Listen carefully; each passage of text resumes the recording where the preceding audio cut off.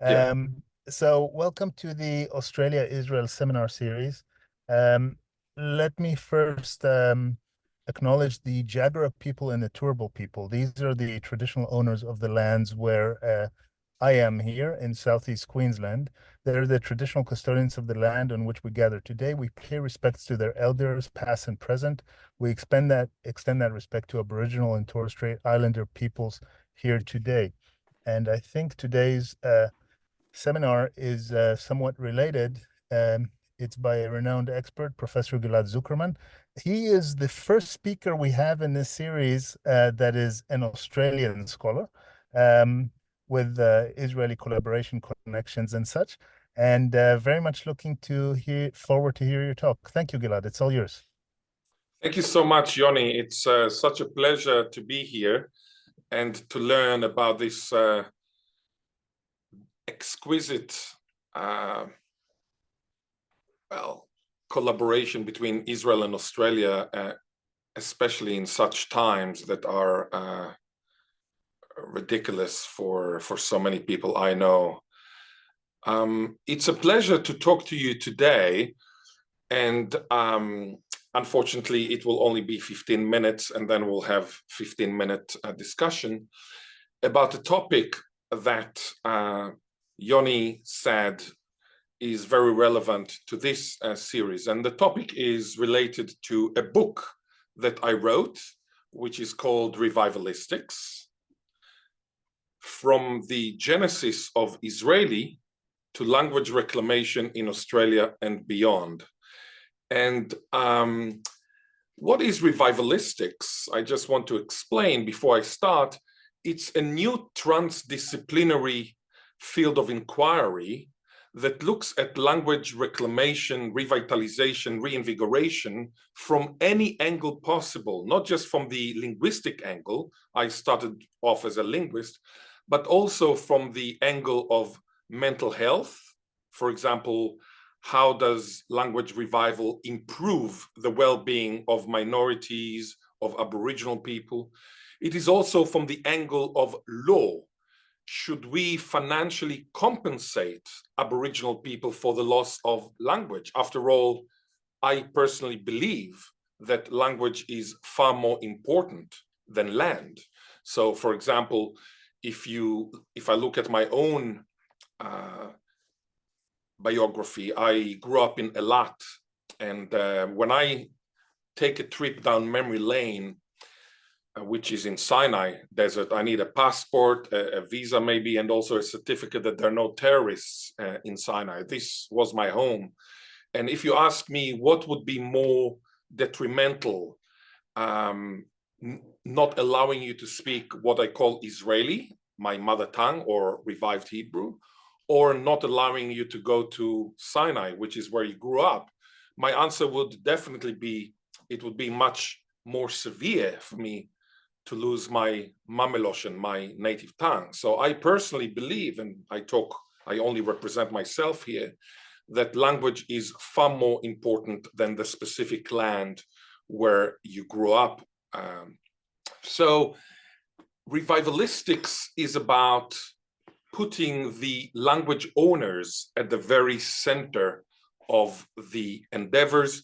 And I say here from the Genesis of Israeli because I decided to apply lessons from the Hebrew revival to the reclamation of Aboriginal languages and cultures. So let me explain what I mean, lessons from the Hebrew revival. So when I arrived in 2004 in Australia, it was in Melbourne at the time. Then I moved to Brisbane. I call it Brisbane. Brisbane Hapsorim in Ashkenazic Hebrew means the covenant between the parts. It's in Genesis 15, Brisbane, Brit Ben Abetarim, Brisbane Hapsorim. And then I moved to Adloyada or Adelaide, which is taken from Purim, Adloyada, until we do not know the difference between Haman and Mordechai. So this is how I intellectualize my existence in Australia as an Israeli Jew. I lived in Brisbane and now I live in Adloyada.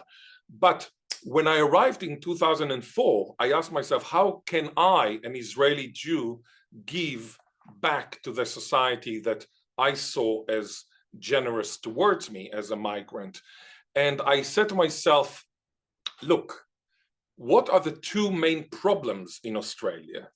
And I remember very vividly in 2004, I was at the Institute for Advanced Study at La Trobe University. It's in Bandura, nothing to do with tomato in Arabic, Bandura. And I said to myself, the first problem of Australia is bureaucracy. Australia, I judge not as a democracy, but rather as a bureaucracy. And of course, there are aristocracies in the world, there are democracies, there are adhocracies, but Australia is, modern Australia from the very beginning is a bureaucracy. But what can I, a professor, help with bureaucracy? I can only swallow the bitter pill, which I did. So what is the second problem, I asked myself in 2004?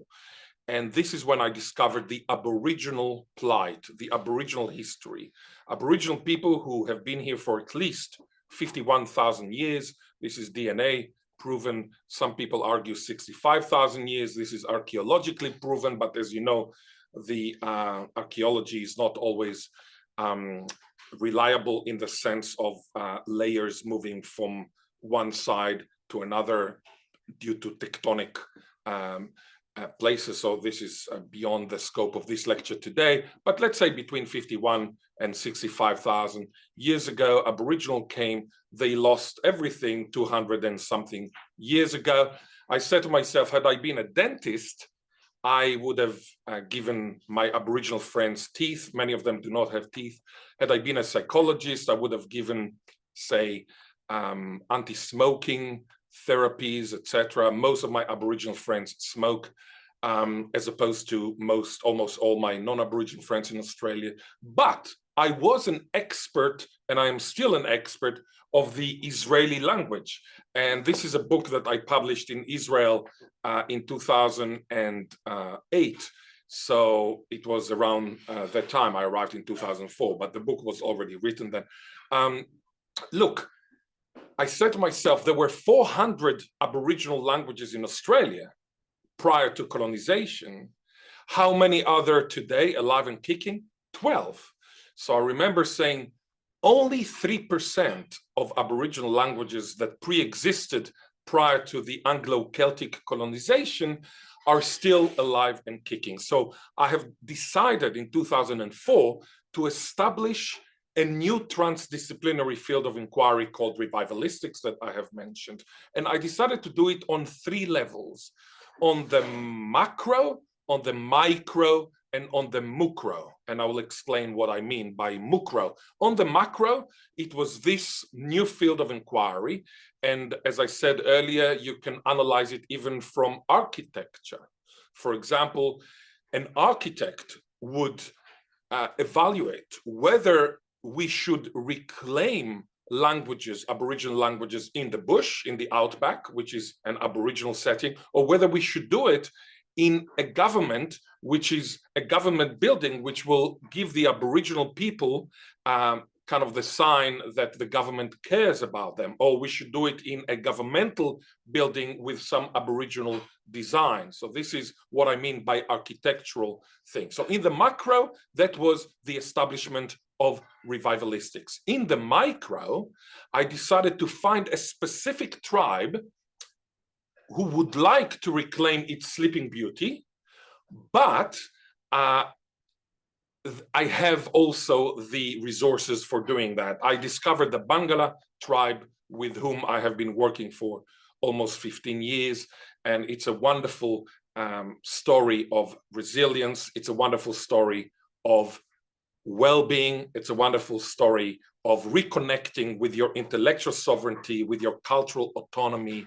It's reconnecting with your soul, metaphorically speaking. So this has been the Bangala story. Bangala is a language that is based in Eyre Peninsula, and this is where I go once a month, or let's say 1 week every 2 months, etc. So the Mucro is a MOOC, Massive Open Online Course, and this is something that you can all take if you're interested in this topic. I have devised a MOOC, a Massive Open Online Course, which is called Language Revival, Securing the Future of Endangered Languages. Now, I'm saying that I'm applying lessons from the Hebrew revival to the reclamation and empowerment of Aboriginal languages and cultures. Why am I saying that? I believe that an Israeli linguist who is proficient in the Israeli language knows, and also who is critical about language revival, so he does not or she does not believe blindly that we speak the language of Isaiah, because we do not speak the language of Isaiah in Israel, unless of course you mean Isaiah Leibovich. I'm talking about Isaiah, the other prophet, the biblical prophet. We do not speak the language of Isaiah, the biblical. As a linguist, as an Israeli, as a Jew who is whose Mameloshin, whose first language is Israeli or revived Hebrew, I know what is revivable and what is unrevivable. For example, sounds, phonology, phonetics are unrevivable. So if you listen to Israelis speaking Israeli, they do not at all sound like the ancient Isaiah. They do not at all sound like the Yemenites. For example, I had a girlfriend who was Yemenite, and her grandfather would say, "Ani mekaweh shehakesiso." I hope that the meatball, etc., etc. But his pronunciation of the Hebrew was actually much closer to the original pronunciation. We cannot reclaim the sounds, unfortunately. We cannot reclaim the syntax, the word order, but we can claim words, often not the semantics that goes together with the words, but we can claim words. So I know what is revivable and what is unrevivable. I know that just as my R in Israeli is very different from the R of the Hebrew speakers of the past, so I say R, whereas in Hebrew you say R, like in Italian. I know that the Bangala people would pronounce Bangala, they would pronounce Bangala, so not the retroflex, Bangala that you might see in some Indian languages. So I know exactly what is revivable and what is unrevivable. Just a second, I will ask for some quiet here. Cutie, it disturbs me, the sound. Jay, can you tell? It disturbs me, the sound. Okay, sorry. So how many minutes do I have, Yoni, before we open the floor for questions? If you want to wrap up in 2 or 3 minutes, if you think that so yeah. Thank you, Yoni. The other issue is that if you look at the Israeli language, for example, the Academy of the Hebrew Language, which is an august redundant institution in Israel that tells people how to speak, they published recently that we should not say kafkafim, which is what we call here thongs in Australia. So they're flip-flops, you know, kafkafim. They say we should say kafkapim with a p rather than with a f. Needless to say, I don't think that so many Israeli speakers would say kafkapim instead of kafkafim. I mean, kafkafim is what I heard in Eilat when I was living in Eilat and in Sinai Desert when I was a child, etc. So I know that purism, prescriptivism, normativism do not work. In other words, if you tell an Israeli, don't say 10 shekel, say 10 shekalim, which means 10 shekels, it doesn't work, because even if they would say 10 shekalim, they will then say patish 5 kilo, which means a hammer which is 5 kilograms. You see, in Hebrew, as opposed to Israeli, there was an amazing phenomenon that you put the masculine number, which is 5, together with a feminine noun, which is yeladot. And you put the feminine number, chamisha, you can see the I at the end, you put it together with the masculine noun, which is yeladim.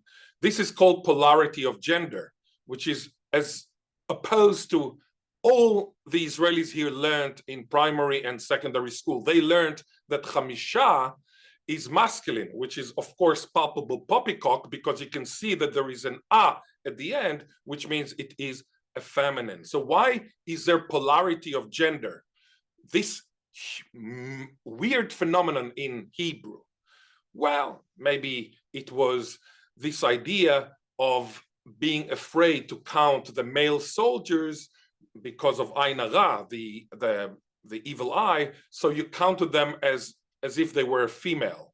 And this is why there is a story in the Bible, for those who know, about David counting the soldiers, and then God punishes him. If you go to a synagogue, I don't know how many of you have been to a synagogue, but you have the rabbi. He will never count 1, 2, 3, 4, 5. He would say, Hoshea et amecha uvarech et nachalatecha uraem unsem ad olam. He uses a verse from the Bible, from the Old Testament, from the Hebrew Bible, instead of counting 1, 2, 3, in order not to open the evil eye or to bring the evil eye. Maybe this is a superstition that is behind the polarity of gender in Hebrew. However, in Israeli, because Israeli is based on Yiddish as much as it is based on Hebrew, there is no such polarity of gender, because in Yiddish, there is no polarity of gender. You say, Zen freuen and Zen Menschen, or so Zen is 10, and it doesn't matter whether it's a female, feminine, or masculine. So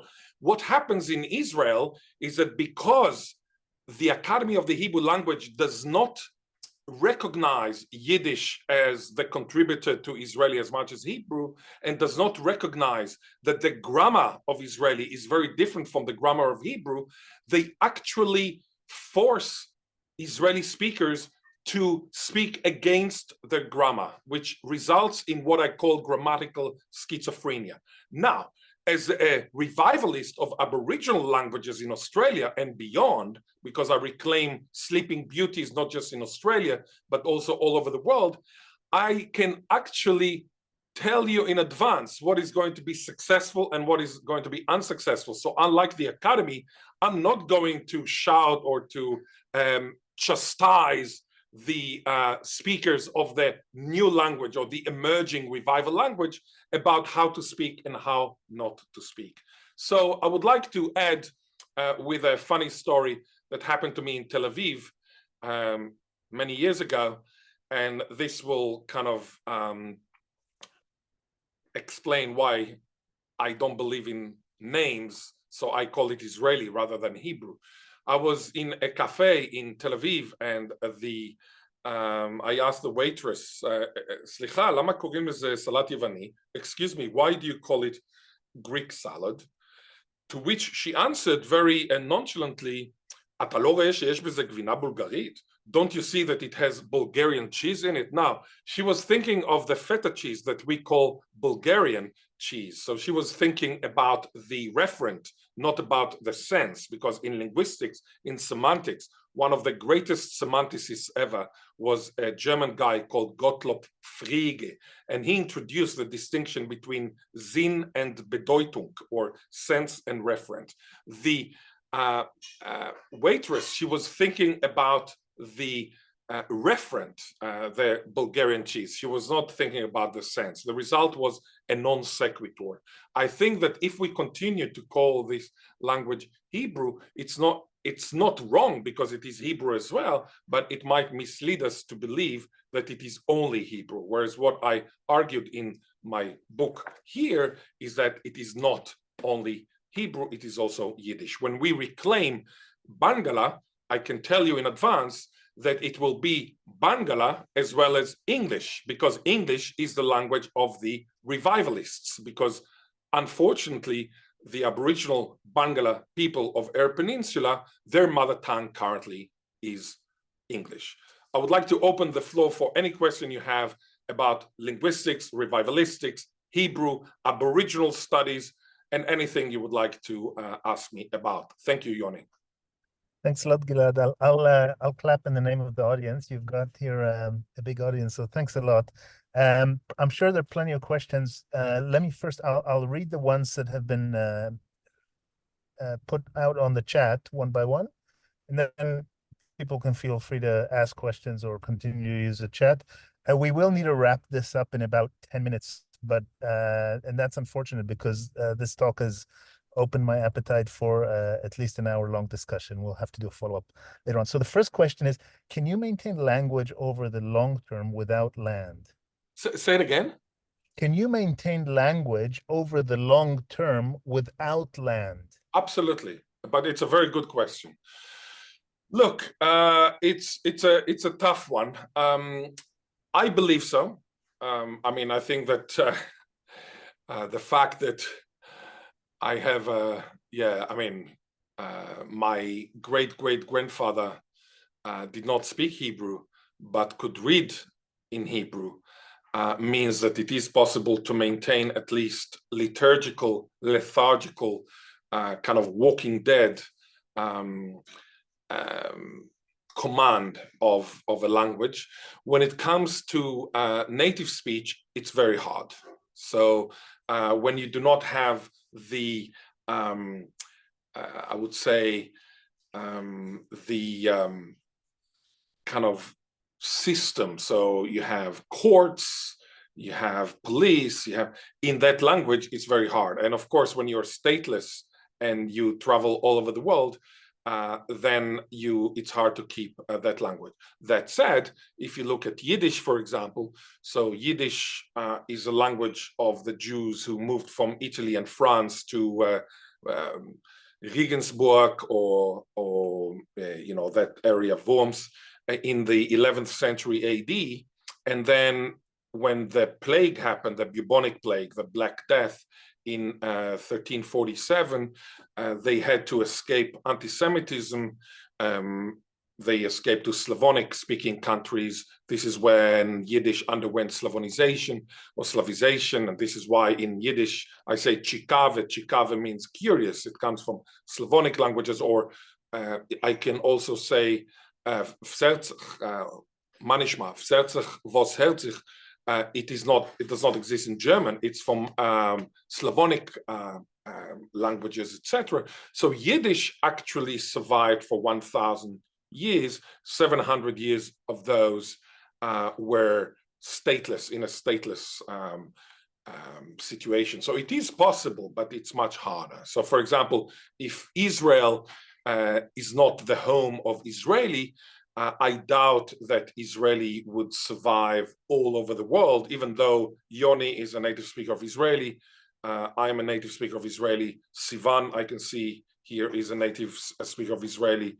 Yaniv, Niv, I mean, I see many Israeli people here who are native Israeli speakers, but their grandchildren, if they live in Australia, might unfortunately not be native speakers of Israeli.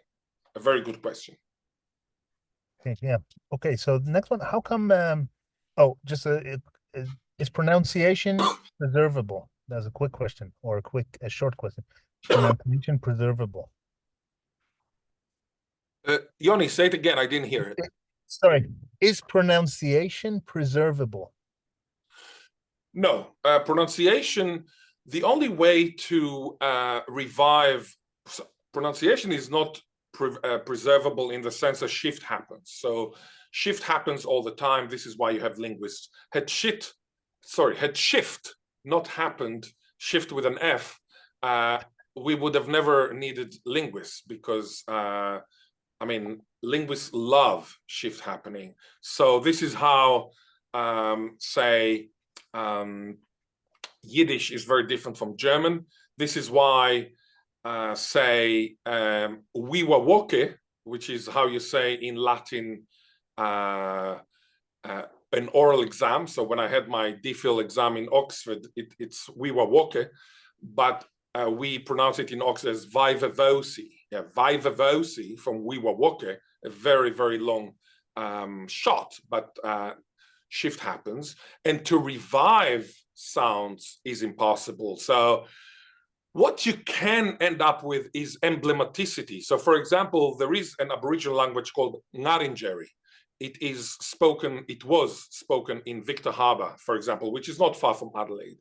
Ngaringeri had two R's, R, like in Italian, and R, like in English or American. But because Ngaringeri, neo-Ngaringeri speakers, they want to be kind of distant from English and to show that they speak Ngaringeri well, they pronounce the second R, which is R, as R as well. So they say Ngaringeri instead of Ngaringeri, which is kind of hyper correction. It's kind of ironic. It's like a German saying, I like eating Leber. Leber. Why does he say Leber? Because he said, well, if I say Leber, you might think, oh, I'm German because it's W and I pronounce it as a V. But then he says Leber. He's kind of overcompensating. So this happens in the reclamation of sounds. You end up emblematic rather than authentic. Nothing wrong with that. There was, you all know, My Fair Lady, the Rhine in Spine, Stijs Mal in the Plein, which Dr. Doolittle, Eliza Doolittle pronounces very beautifully according to the original English. But comes Professor Higgins and thinks that he's kind of smarter than her and says, no, you need to say the rain in Spain, which is, by the way, more distant from the original English pronunciation, which is kind of a curiosity, right? Because it's not that he teaches her how to be more original. He teaches her how to be less original, which is fascinating. Now, how is this translated into Israeli? Barad Yarad Bidrom Sfarad Ha-Erev. And Professor Higgins teaches Eliza to pronounce the R, except that at the end of the show, the daughter of Chaim Blanc, who was a linguist, asks, Abba, why was Professor Higgins teaching Eliza to speak like our cleaning lady? Because in Israel, the ones who pronounce the R as it should have been pronounced, meaning as the Hebrew rather than as the Israeli, in that period happened to be North African migrants who, as you know, were discriminated against and therefore ended up being cleaning ladies, etc. So it's kind of topsy-turvy. It's a non sequitur. You have a situation in which you try to revive the ancient sounds, but you end up with a non sequitur, with a contradiction in terms. Thanks. So let's go for the last one, and then we might actually stay informally for those who want to stay. So that question is, how come is syntax not revivable for Hebrew when we have the Tanakh? And just to follow up on that from the same person, also, can you please evaluate on language schizophrenia? Maybe it's two separate questions. Yeah, elaborate, yeah. So the reason we cannot reclaim syntax is very simple. We are governed by the word order of our mother tongues. Now, in Yiddish, the usual word order is subject, verb, object. Just like in English, just like in standard average European. In Hebrew, it's verb, subject, object. For example, Vayomer Adonai el Moshe. Achal hayeled et hatapuach. And please forgive my Israeli accent of the Hebrew, because as you know, Hebrew was not pronounced like that, but I'm not going to pretend to pronounce it properly now. So, achal hayeled et hatapuach, ate the child the apple, is how you would say it in Hebrew, or vayochel hayeled et hatapuach, ate the child the apple, meaning the child ate the apple. In Israeli, we say hayeled achal et hatapuach because this is exactly how we would say it in Yiddish, the mameloshen of the revivalists of Hebrew. So the ones who revived Hebrew were Yiddish native speakers. Eliezer ben Yehuda is but one example, a very important one. His mameloshen was Yiddish. He hated it, but he could not get rid of it. This is the irony of history. You can be an Israeli and you want to kind of become an Australian.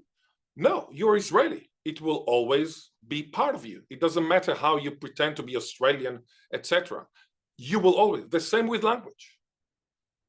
Your mother tongue or your mother tongues, you can have several mother tongues, will always follow you wherever you go. You cannot lie to your mameloshen. So even if Eliezer ben Yehuda born Perelman, not a Bargil, because had he been born a Bargil, I would have spoken a totally different language, much more Semitic, by the way. Had the Moroccan Jews arrived in Israel in the 80s of the 19th century rather than in the 50s of the 20th century, Israeli would have been a much more Semitic language, because the population that was there at the beginning, is the most influential population on the language. By the way, it's not only on language. It exists in geography, it exists in Puritanism. You look at America. America is very Puritan because of several Puritans at the very beginning of America. Israeli is very Yiddish because of the several Yiddish speakers at the very beginning of Israel. It doesn't matter if you bring 1 million Russians, they do not change the Israeli. When I say Russians, I mean Russian speakers. I don't mean Russian ethnically. Russian speakers, Jews who are Russian speakers, they do not change Israeli even, well, maybe we all know Nash Control and Spasiba, but it didn't change the nature of Israeli. It didn't change the syntax. American English does not change the pronunciation of Israeli. The founder principle argues that whoever was there at the very beginning is the one who decides.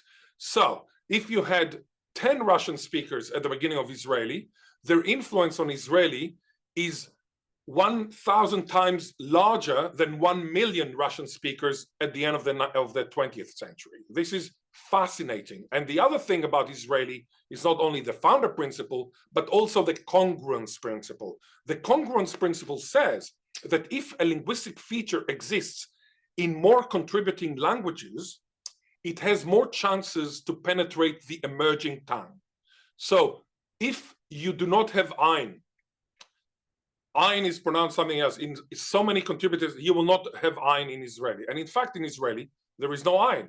My name, Ghil'ad, is pronounced Ghil'ad, as if I was related to Julia Ghil'ad, God forbid. So what I'm saying is that you have a situation, or for example, you asked me about the syntax. So most contributing languages on Israeli, they had SVO, subject, verb, object. So the syntax of Israeli is subject, verb, object, and not VSO.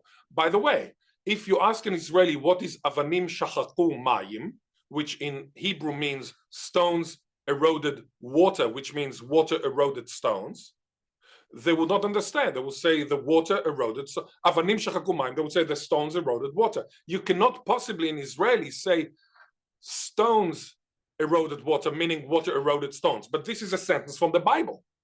So in the Bible, avanim shachaku mayim, literally stones eroded water means water eroded stones. We know it semantically that it's more likely that the water eroded the stones rather than the opposite, but it's ungrammatical to say it in Israeli.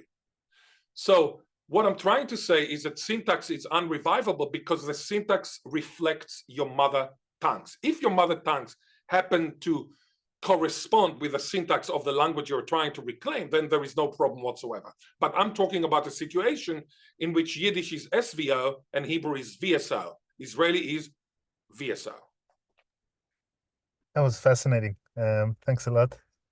So, yeah, on that note, I think what we'll do, first of all, I'll thank in the name of the audience. I think this was a record audience we've had live in the seminar so far. So thanks a lot, Ghil'ad. I'll stop the recording and we finish now.